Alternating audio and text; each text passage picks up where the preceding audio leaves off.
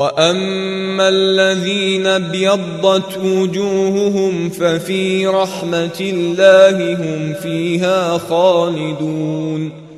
تلك آيات الله نتلوها عليك بالحق وما الله يريد ظلما للعالمين.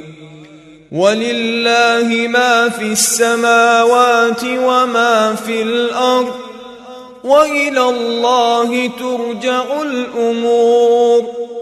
كنتم خير أمة أخرجت للناس تأمرون بالمعروف وتنهون عن المنكر وتؤمنون بالله ولو آمن أهل الكتاب لكان خيرا لهم منهم المؤمنون